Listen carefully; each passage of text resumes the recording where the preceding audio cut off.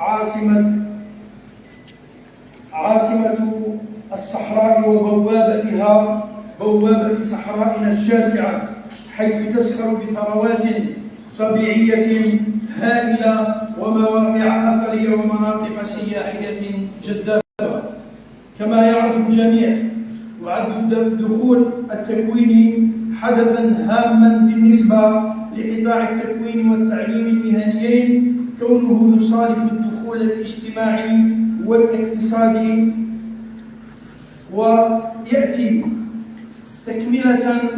للدخولين المدرسي والجامعي، باعتبارهما قطاعين تابعين للمنظومة الوطنية للتربية والتكوين. ويأتي هذا الدخول بالذات في فترة تصادف أو تتصادف مع التحضير لبيان السياسة العامة للحكومة، والذي سيتم عرضه على البرلمان بغرفتين عما قريب، ومن خلاله تقديم ما أنجزته الحكومة في شتى الميادين خلال سنة كاملة، ومن بينها ما يحقق على مستوى قطاع التكوين والتعليم المهنيين، الذي أوكلت له مهمة تحسين النتائج النوعية للمنظومة التربوية للتعليم التقني والتكوين المهني، من أجل تكييفهما مع حاجات سوق العمل، وذلك من خلال اعتماد خطة عمل ذات 3 محاور ترتكز على تحسين جودة التكوين وتعزيز التعليم التقني والعلمي والتكنولوجي، وربط التكوين والتعليم المهنيين بالقطاع الاقتصادي، وأخيرا رقمنة كل جوانب القطاع وعلى كل المستويات المحلية الولائية والمركزية، لا سيما الجانب البيداغوجي بكل محاوره، بداية من محور الدورات، العروض والتسجيلات، إلى غاية تسيير الشهادات، مرورا بتنظيم التكوين والتقييمات السداسية والنهائية، بالإضافة إلى رقمنة الجانب الإداري والمالي كتسيير مسار مستخدمي القطاع، التجهيزات التقنية البيداغوجية والممتلكات والوسائل. ويعتبر هذا الدخول رقمي بامتياز من خلال المؤشرات المقدمة من طرف المديريات الولائية في هذا الافتتاح عن طريق المنصة الرقمية وعبر جميع الولايات وفي وقت واحد. وهذا ما يسعى القطاع إلى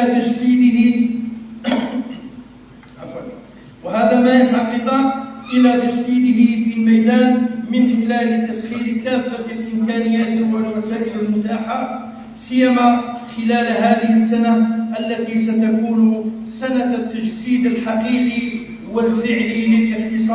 للإقلاع الاقتصادي بامتياز، والتي تعهد بها السيد رئيس الجمهورية من خلال الاعتماد على القدرات الذاتية للجزائر والانفتاح على التعاون مع كل الشركاء على قاعدة المصالح المشتركة والمتبادلة، بهدف الانتقال بالاقتصاد الوطني إلى الأخذ بمعايير المعرفة والجهد والكفاءة، إلى العمل على تكثيف وتسريع برامج التكفل بالتنمية الاجتماعية المستدامة وضمان العيش الكريم لكل الجزائريين والجزائريات. لذلك إذا تم وضع هذا الدخول تحت شعار التكوين المهني ورهانات التجديد الاقتصادي. السيدات والسادة، ومن أجل تحقيق انطلاقة جيدة لهذا الموسم التكويني، فقد تم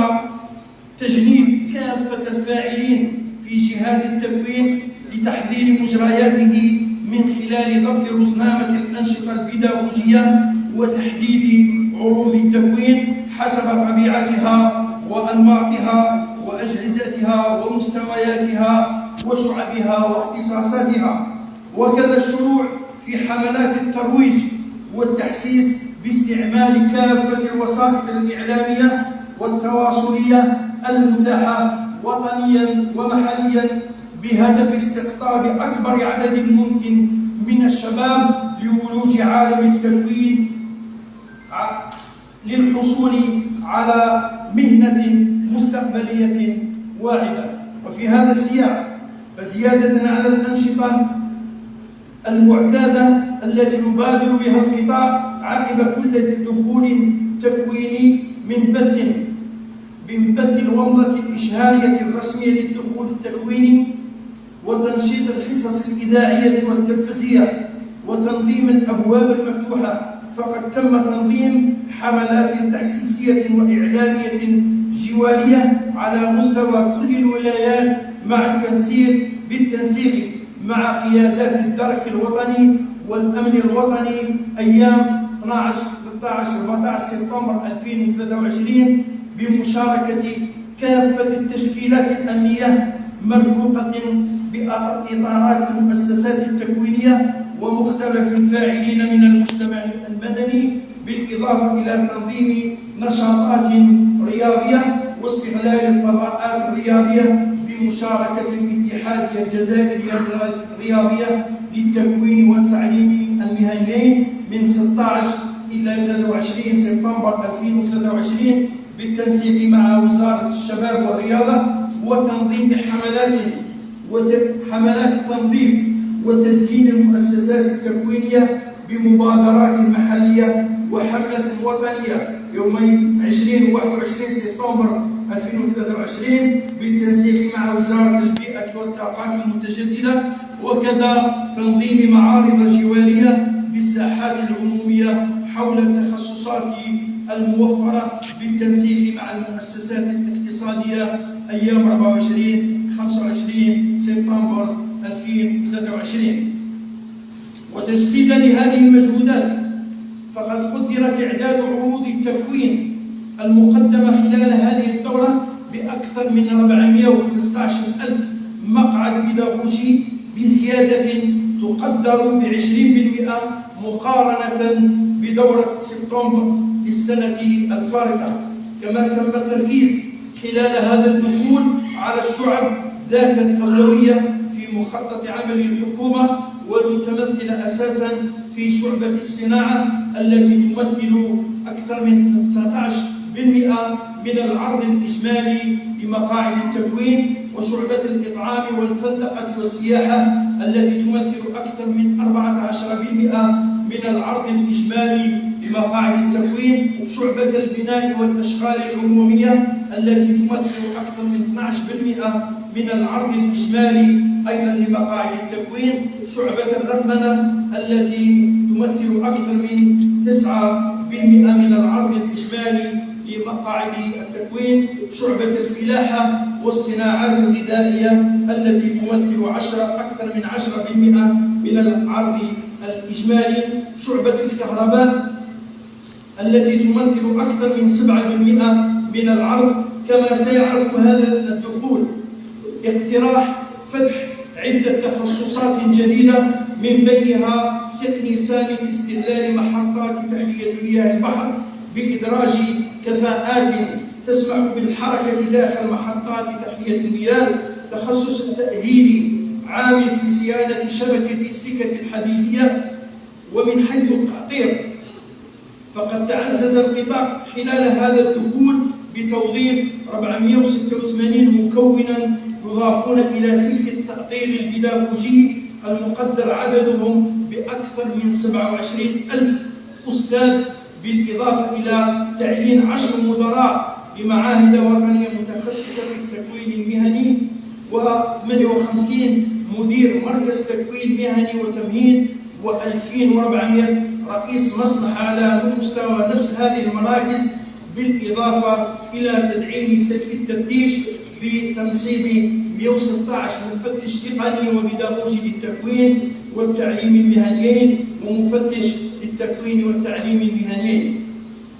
ومن حيث الهياكل تدعمت شبكة المؤسسات التكوينية خلال هذا الدخول بوضع حيز الخدمة ل 13 مؤسسة تكوينية، منها 5 معاهد وطنية متخصصة في التكوين المهني و8 مراكز للتكوين المهني والتمهيد بطاقة استيعاب إجمالية تقدر ب 4000 منصب تكوين و1080 سرير على مستوى الداخليات. ومن حيث التجهيزات التقنية والبيداغوجية وفي إطار ترشيد استعمال الوسائل تم اعتماد سياسة نشر الوسائل غير المستغلة ما بين المؤسسات التكوينية من 330 تجهيز محول، منها 250 تجهيز للتحويل ما بين الولايات، 30 تجهيز للتحويل داخل الولاية. أما فيما يخص مجال التعليم المهني يتميز هذا الدخول أيضا بفتح معهد جديد للتعليم المهني على مستوى ولاية أردايا المتخصصة في الفندقة والسياحة والإطعام، ليضاف إلى شبكة المعاهد قيد الخدمة حاليا والمقدرة ب 17 معهدا موزعين على 15 ولاية. كما حددت عروض التكوين في هذا المجال ب 21 تخصصا و1944 منصب تكوين جديد المطور للطور الأول من التعليم المهني، مع فتح تخصصين جديدين لأول مرة، وهما تخصص إنتاج مطبخي وتخصص أجهزة الضغط. ودعما لمسار إدخال اللغة الإنجليزية الوظيفية في برامج التكوين، فقد تم إعداد دلائل خاصة بهذه الشعب وشملت 20 شعبة، أي حوالي 87% منها. كما تم استحداث خلية وطنية لدعم تعليم اللغة الإنجليزية بصفة تدريجية لفائدة أساتذة وطلبة القطاع وفقا لرزنامة تعد في هذا الشأن، مدعمة بخلايا التنسيق على مستوى كل ولاية.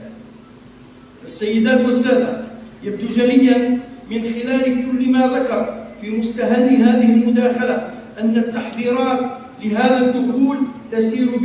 بوتيرة جيدة، وذلك بفضل تجند أسرة التكوين بمختلف أسلاكها ومستوياتها بالتعاون مع شركاء القطاع الاقتصاديين،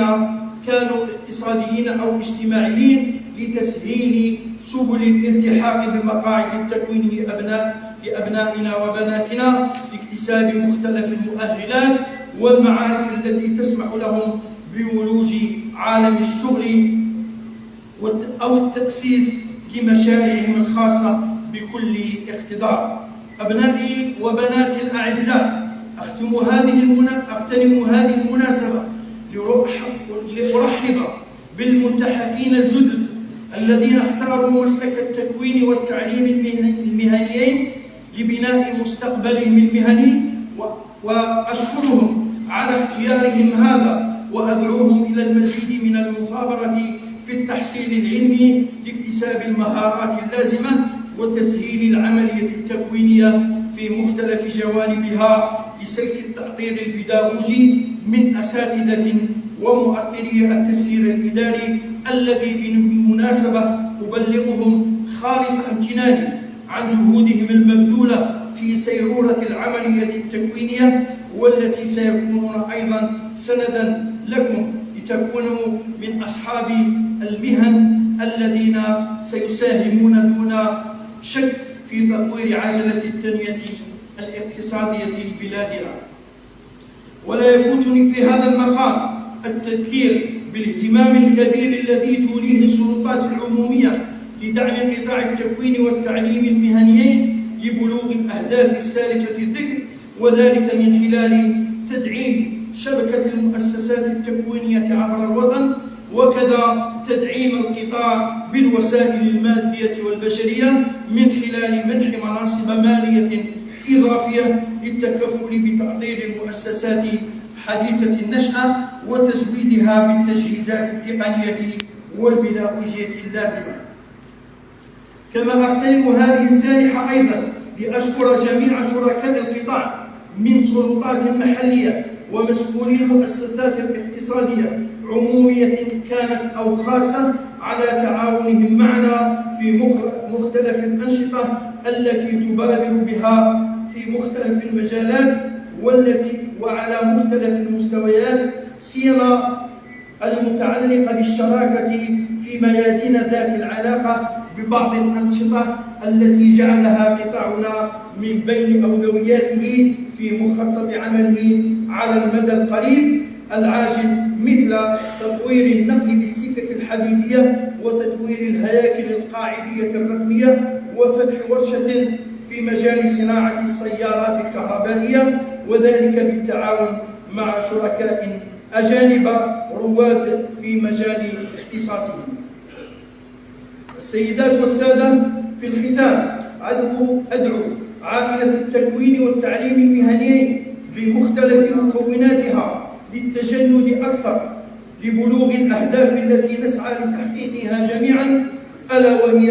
توفير يد عاملة مؤهلة والاستجابة لمتطلبات الاقتصاد الوطني من التأهيلات اللازمة والتي ستساهم في التجديد الاقتصادي الذي ننشده جميعا. هذا من جهة، ومن جهة أخرى نجدد كذلك حرصنا على مرافقة الشركاء الاجتماعيين، حيث أسدينا تعليمات لكافة المديريات الولائية بضرورة ترسيخ وتكريس الحوار كنقطة جوهرية تدخل مستقبلا في تقييم المسؤول الأول على القطاع بالولاية، كون الحوار والتشاور عماد الحوكمة الرشيدة وخيار فعال لمعالجة مختلف القضايا بغية الحفاظ على حقوق أبنائنا المتكونين من تلاميذ ومتربصين ومتمهنين، ومصلحة العامل والموظف والمواطن، والرامية كلها إلى استقرار وسير مؤسساتنا التكوينية في إطار حوار شفاف وجاد يهتم بالوضعية الاجتماعية والمهنية للموظفين وتحسين ظروف العمل داخل الهيئات المستخدمة التابعة للقطاع. وبهذه المناسبة أذكر عائلة التكوين مجددا ببعض المسائل التي يتعين إيلاؤها العناية اللازمة لإرساء معالم خريطة طريق القطاع على المدى القريب، والتي استدعت انتباهي خلال الزيارات الميدانية التي قمت بها إلى العديد من ولايات الوطن، أذكر البعض منها: ضرورة ترشيد استعمال الوسائل والتجهيزات التقنية والبيداغوجية وتفادي تكديسها وعدم استغلالها مما يعرضها للتلف. تفعيل عمليات خارج الميزانية الواجبة كإحدى البدائل التي تدعم الأنشطة المبرمجة داخل المؤسسات التكوينية. أيضا توسيع عمليات التوأمة بين المؤسسات وتفعيلها ما بين الولايات وفي نفس الولاية الواحدة. أيضا الاعتماد أكثر على شراكات مع المتعاملين الاقتصاديين لإثراء وتحليل الاختصاصات المدرسة بالقطاع وتوسيع قاعدة تنصيب المتمهنين لدى هؤلاء الشركاء. تفعيل النشاطات الثقافية والرياضية داخل مؤسسات القطاع في إطار أنسنة النشاطات واكتشاف المواهب في شتى المجالات. التركيز أيضا على نمط التكوين عن طريق التمهيد واعتباره كأحد محددات عملية التقييم لأداء مؤسساتنا التكوينية. استعمال كافة الإمكانيات المتاحة من أجل الاستجابة لمتطلبات التكوين في المستوى الخامس، والتي تعرف فائضا كثيرا مقارنة بالطاقة الاستيعابية للمعاهد الوطنية المتخصصة في التكوين المهني العاملة حاليا. شاكرين لكم حسن الإصغاء، وأعلن رسميا على الافتتاح الرسمي من ولاية بسكرة لدخول التكوين والتعليم المهنيين دورة أكتوبر 2023، متمنيا لكم جميعا النجاح والتوفيق والازدهار لجزائرنا الحبيبة. والسلام عليكم ورحمة الله تعالى وبركاته.